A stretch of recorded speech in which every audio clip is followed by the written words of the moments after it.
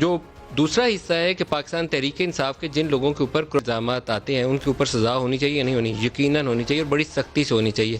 آج کل social media کے اوپر ایک میم چلتی ہے کہ وہ عمران خان کا ہیں جو کنٹینر کے اوپر کھڑے ہو کر یہ کہتے تھے کہ چین کے اندر کرپشن کے اوپر وزراء کو ٹانگا گیا اور وہاں پر کرپشن ختم ہو گئی اور چین نے ترقی کی۔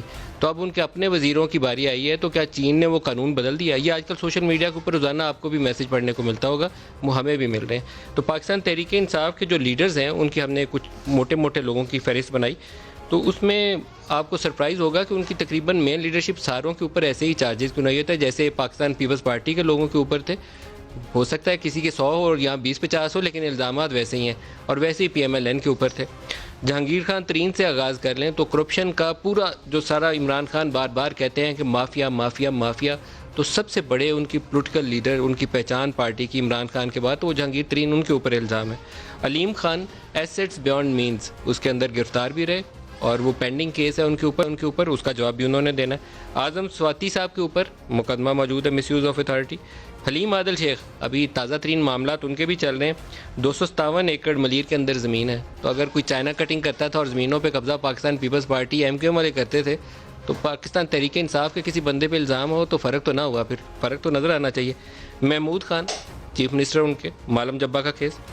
اجمل وزیر صاحب ابھی ہٹایا گیا، ان کو ایک آڈیو کلپ آ گئی تھی، اور اگر شرجیل انعام میمن کے اوپر یہ الزام تھا کہ وہ میڈیا کی ایڈورٹائزنگ کے پیسے میں سے اس نے پیسہ بنایا ہے، تو پھر یہ الزام کیا ہے؟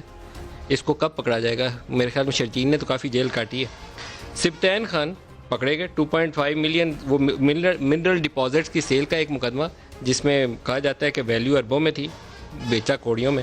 پرویز خٹک صاحب misuse of power as chief minister, اور بی آر ٹی کا جواب تو شاید اس صدی میں تو نہ ملے، ہماری آئندہ نسلیں شاید اگر وہ بن گئی کبھی تو اس کا جواب بھی سن پائیں کہ کیا بنا اس موٹر وے کے ساتھ، میٹرو کے ساتھ۔ خسرو بختیار صاحب، شوگر کمیشن کی جو رپورٹ آئی ان کے بھائی کی طرف انگلیاں اٹھیں، اور اس سے پہلے نیب کے پاس ایک پینڈنگ کیس ہے جس کے اوپر عمران خان جب چاہیں نیب والوں سے پوچھ سکتے ہیں کہ وہ شوگر ملیں بنی کیسے تھیں 2000 مشرف دور سے لے کر اس کے بعد جب وہ 3 شوگر ملیں بنی، کبھی اس کا بھی جواب پوچھیں نیب والے، ہو سکتا ہے سچ بول پڑیں، کبھی بتا ہی دیں۔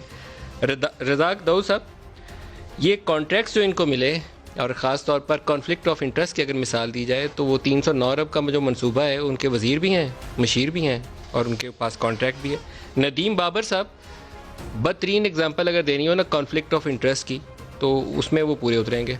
ابھی ریسنٹلی جو پیٹرولیم مصنوعات کے اوپر کرائسس آیا اس کے اوپر ان کا نام ہے، ایک لمبی فہرست ہے کہ ان کی کمپنیاں انرجی سیکٹر اور پیٹرولیم سیکٹر کے اندر کیا کیا کام کرتی ہیں۔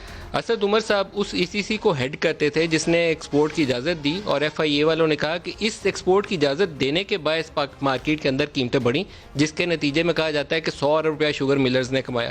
جواب کون دے گا؟ نور الحق قادری صاحب، اپنے دوست کو پلازا دے دیا۔ عامر کیانی صاحب، میڈیسن کے اوپر کرپشن جس کے نتیجے میں کہا جاتا ہے، سننے میں آتا ہے کہ 4 ارب کی کرپشن ہوئی، پیسہ کس نے کمایا مجھے معلوم نہیں، ان کو وزارت سے ہٹایا گیا۔ غلام سرور خان، یہ میں ان کی جعلی ڈگری کے اوپر آج بات نہیں کروں گا، لیکن باقی معاملات ان کے اوپر بھی موجود ہیں۔ تو کیا فرق کیا ہے پھر نون لیگ اور پاکستان پیپلز پارٹی میں؟ یہ